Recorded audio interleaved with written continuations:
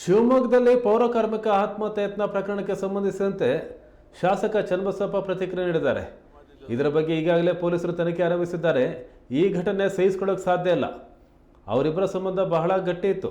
ಮಹಾನಗರ ಪಾಲಿಕೆ ಆಯುಕ್ತರ ಬಗ್ಗೆ ಪ್ರತಿಕ್ರಿಯೆ ನೀಡಿದ ಶಾಸಕರು ಪಾಲಿಕೆ ಆಯುಕ್ತರೊಂದಿಗೆ ನಾಳೆ ಸಭೆ ಮಾಡೋದಾಗಿ ಮಾಹಿತಿ ಕೊಟ್ಟಿದ್ದಾರೆ.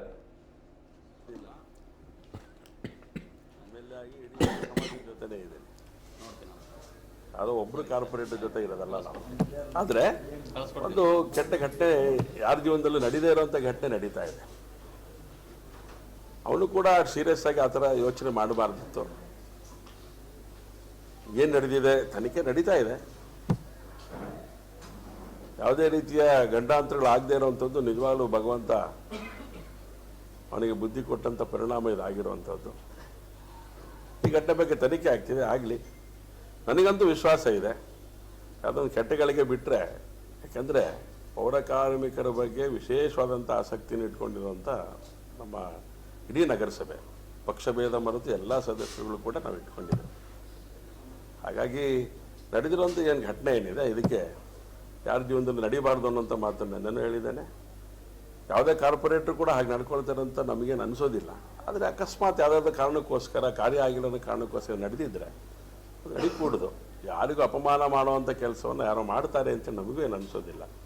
ಆಗಿದ್ದರೂ ಅದನ್ನು ಇಷ್ಟು ವರ್ಷಗಳ ಕಾಲ ಅನೇಕ ಸರಿ ಅಲ್ಲಿ ಕೂತ್ಕೊಂಡು ಚರ್ಚೆ ಮಾಡಿ ಬಗೆಹರಿಸಿರುವಂಥ ಅನೇಕ ಸಂಗತಿಗಳಿದೆ. ಇದೊಂದು ವಿಕೋಪಕ್ಕೆ ಹೋಗಿದೆ. ಆದರೆ ದೇವ್ರು ದೊಡ್ಡವನು, ಇಬ್ಬರಿಗೂ ಯಾವುದೇ ರೀತಿಯ ಸಮಸ್ಯೆ ಆಗದೇ ಇರೋ ರೀತಿ ಹೊರಗಡೆ ಬರುವಂಥ ಕೆಲಸವನ್ನು ಮಾಡಿದ್ದಾನೆ. ಇಷ್ಟು ಮಾತ್ರ ನಾನು ಹೇಳ್ತೀನಿ. ತನಿಖೆ ಮುಗಿದ ನಂತರ ಸತ್ಯಾಸತ್ಯತೆಗಳೆಲ್ಲ ಹೊರಗೆ ಗೊತ್ತಾಗಲಿ, ತೊಂದರೆ ಇಲ್ಲ. ಆದರೆ ಎಲ್ಲೋ ಒಂದು ಕಡೆಗೆ ಈ ಘಟನೆ ನಡೆದಿರುವಂಥದ್ದು ಒಪ್ಕೊಳ್ಳಿಕ್ಕೆ ಸಾಧ್ಯ ಇಲ್ಲ, ಸಹಿಸ್ಕೊಳ್ಳೋಕ್ಕೆ ಸಾಧ್ಯ ಇಲ್ಲ. ಹಾಗಾಗಬಾರ್ದು. ಅದು ಕೆಲಸರಿ ಏನಾಗುತ್ತೆ, ಅವಧಿ ಮುಗಿದೇ ಹೋಗಲಿ, ಜನ ನಮ್ಮನ್ನು ಬಿಡಲ್ಲ. ಹೇಳ್ಕೊಳ್ತಾರೆ, ಸಮಸ್ಯೆಗಳು ಹೇಳ್ಕೊಂಡಾಗ ನಾವು ಮಾಡಲೇಬೇಕಾಗತ್ತೆ. ಸಮಾನ ಅಲ್ಲ ಈ ಥರದ್ದು ಅಲ್ಲಲ್ಲ ಹೇಳಿದ್ನಲ್ಲ ನಾನು. ಸಮಸ್ಯೆ ಹೇಳ್ತಾರೆ, ಸ್ಪಂದಿಸ್ತಿದ್ದಾರೆ ಬಿಟ್ರೆ ಅವಾಗೇನೋ ಒಂದು ಬಹಳ ಮಜಾ ಅಂದ್ರೆ ಅವನ ಸಂಬಂಧ ನೋಡ್ಬಿಟ್ರೆ ಇದು ಯಾಕಾಯ್ತು ಹೇಗಾಯ್ತು ಅಂತ ಅನಿಸ್ಬಿಡುತ್ತೆ ನಮಗೆ. ಅಷ್ಟು ಚೆನ್ನಾಗಿರುವಂಥ ಸಂಬಂಧ ಅವರಿಬ್ಬರದ್ದು. ಅವರಿಬ್ಬರು ಸಂಬಂಧ ಹೆಂಗೆ ಅಂದ್ರೆ ಅವ್ರ ಮನೆಗೆ ನಾನು ಹೋಗಿದ್ದೆ. ಅವ್ರೇನು ಹೇಳ್ತಾರೆ ಅಂದ್ರೆ, ಅಲ್ಲ ನಾವು ಜಾತಿನಿಂದನೇ ಮಾಡಿದ್ವಿ. ಅವನು ಬರ್ತಾನೆ, ಅವ್ರ ಮಗಳನ್ನೂ ಕರ್ಕೊಂಬ ಎಲ್ಲ ಮಾಡಿ ಅವ್ನು ತಂದ್ಕೊಡೋಂಥ ಹೂವನ್ನ ನಾನು ನಮ್ಮ ದೇವ್ರಿಗೆ ಪೂಜೆ